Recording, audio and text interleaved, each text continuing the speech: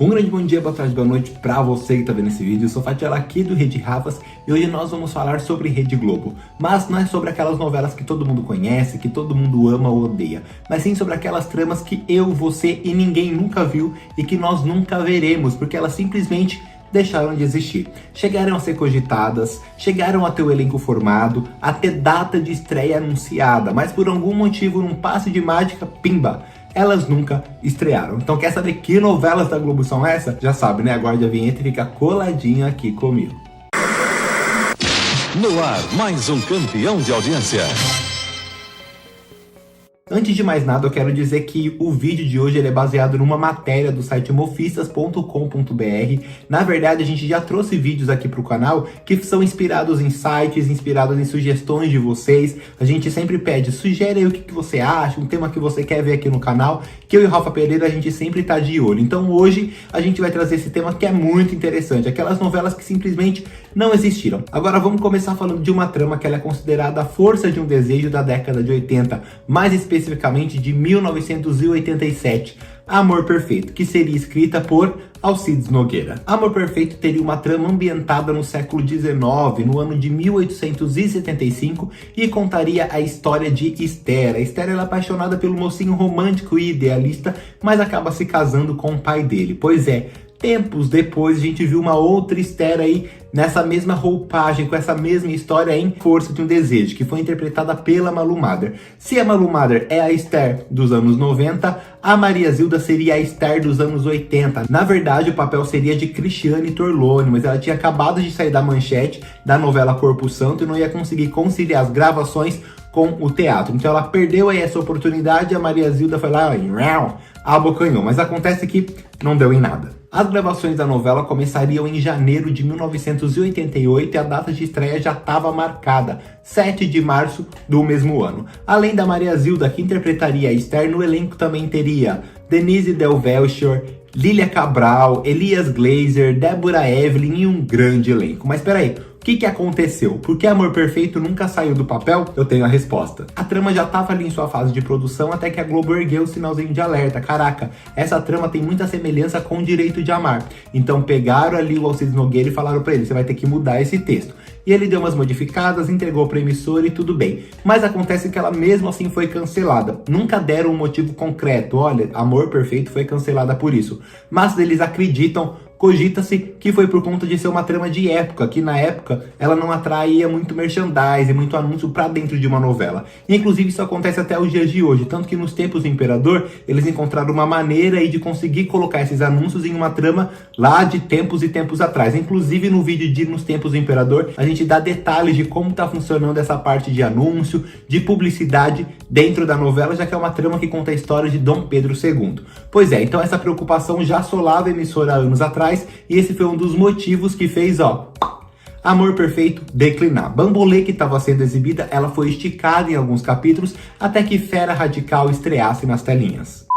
Em 1989, antes mesmo da novela O Sexo dos Anjos estrear, a Globo já estava planejando a sua substituta. Ela se chamaria Medalha de Ouro e seria escrita por Marcílio Moraes. A trama, na verdade, contaria toda a história, a rotina e bastidores dos jogadores de basquete. A trama, na verdade, ela iria contar a história de dois rivais, que são verdadeiros adversários dentro das quadras, mas se amam fora dela. Pois é, a equipe estava empenhada, participou de campeonatos mundiais, acompanhando os times de basquete e tudo, concentração, o jogo, como que era o treinamento, o bastidor, café da manhã, almoço e janta, que eles queriam mesmo imprimir essa temática a fundo em Medalha de Ouro. Esse casal de mocinhos que protagonizariam essa guerra dentro das quadras, mas o amor fora delas, a mocinha Diana seria interpretada pela Cláudia Raia. Na verdade, o Marcílio queria a Cláudia Raia no papel, mas na época ela estava com o projeto Não Fuja da Raia. Isso poderia implicar na participação dela na novela. Acontece que a novela nunca existiu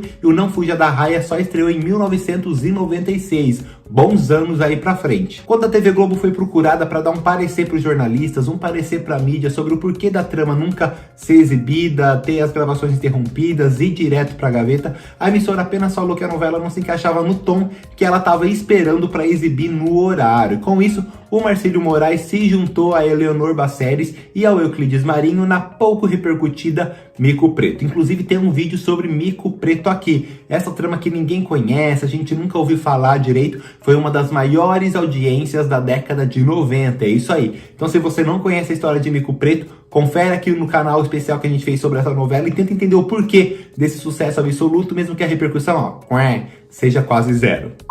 Agora a gente vai falar mais uma vez de Alcides Nogueira. Esse cara tem o pé frio. Quando ele tá pra estrear uma novela, a Globo dá um jeito de cancelar. Em 1993 a situação não foi diferente. Mulheres de Areia de Ivani Ribeiro já tava marcando aí 50 pontos pra mais, um verdadeiro fenômeno na emissora, e eles já estavam programando a sua sucessora, e não era Sonho Meu, era Bate Coração. Essa trama que ia focar na rivalidade de mãe e filha. Na verdade, a filha ia lutar bravamente para não cair nas garras da mãe, para não ter aquele futuro que a mãe estava planejando para ela. A mãe é muito rígida, ficou viúva muito cedo, precisou assumir os negócios da família e ela deixou as suas relações interpessoais, os seus sentimentos de lado para conseguir controlar a empresa, controlar os negócios com punhos de ferro. Mas acontece que isso fez a relação com a sua filha esfriar e ela estava querendo dar para a filha um futuro que a menina não queria. E quem interpretaria a menina seria Cláudia Abreu. E quem interpretaria a mãe seria Vera Fischer.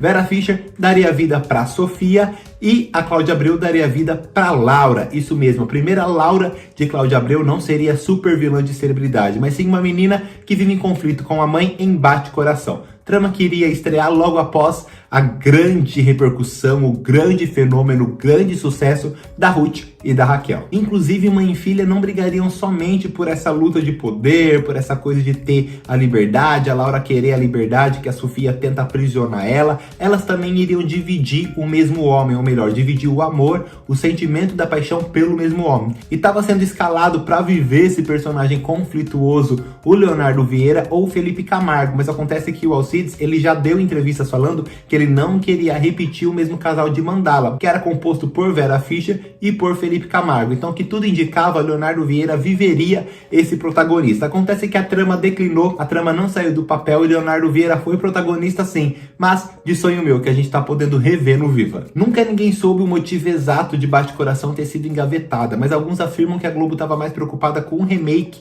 de Irmãos Coragem, para comemorar aí os 30 anos da emissora. Então eles estavam planejando Irmãos Coragem. Na verdade, ela iria ao ar em 1993, logo após Mulheres de Areia, para manter esse índice que Irmãos Coragem tem um nome forte, era uma novela de impacto, então eles queriam manter essa mesma linha. Acontece que também esse projeto, essa ideia de remake de Irmãos Coragem declinou. Na verdade, ele existiu, mas não em 93, sim em 95, para comemorar os 30 anos da TV Globo. E logo após Mulheres de Areia não veio Bate Coração, mas sim Sonho Meu. Um outro ponto legal sobre toda essa história, sobre todos esses bastidores, é que Alcides Nogueira, quando Bate Coração foi engavetada, ele foi trabalhar com Gilberto Braga na criação e no roteiro de Pátria Minha. E Pátria Minha tinha ali, entre o elenco principal, quem? Cláudia Abreu, Vera Fischer e Felipe Camargo. Então às vezes a gente vê um casal, a gente vê um trio aí na TV e a gente não sabe que eles seriam outros personagens e outras novelas, mas quando a gente vasculha os bastidores a gente consegue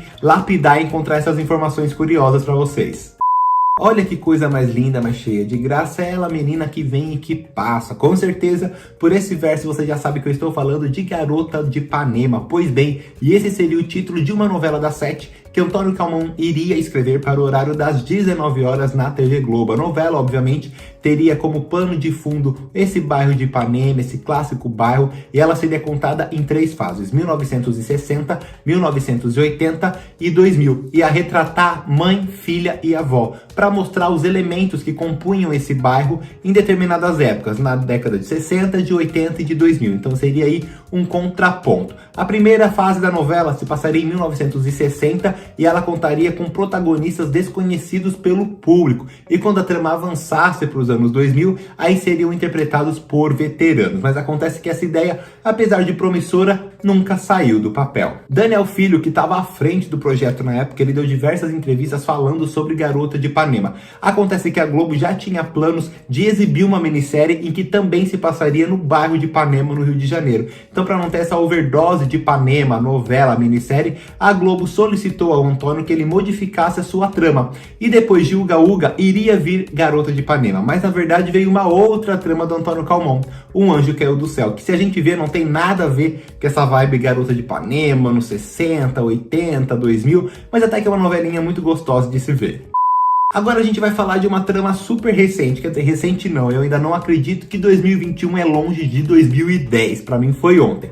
Mas agora a gente vai falar de uma novela de 2010 que seria escrita por Márcia Prates, Descobridor de Sete Mares. A trama, inclusive, ela é muito comentada, mas pouco conhecida. O Wolf Maia seria o diretor dessa novela, ele estava super empolgado, porque seria algo completamente revolucionário na TV, diferente de tudo aquilo que a gente já viu, porque a novela ela se passaria inteiramente dentro de um navio que atravessaria os continentes. Mas o motivo para o cancelamento da novela é muito simples: o alto custo que a emissora teria. Imagina, botar todo o elenco num navio, navegar pelos 5 continentes, então seria uma super produção com gasto altíssimo e a Globo não estava disposta a pagar para ver se ia dar certo ou não ia dar certo. Então a novela ela foi engavetada, a Maria Carmen Barbosa e o Miguel Falabella foram acionados para escrever uma novela para 2011, eles escreveram qual? Aquele Beijo. Pois bem, mas se Aquele Beijo não existisse e se a Globo liberasse um pouco a verba, a gente teria visto Descobridor de Sete Mares, da Márcia Prates.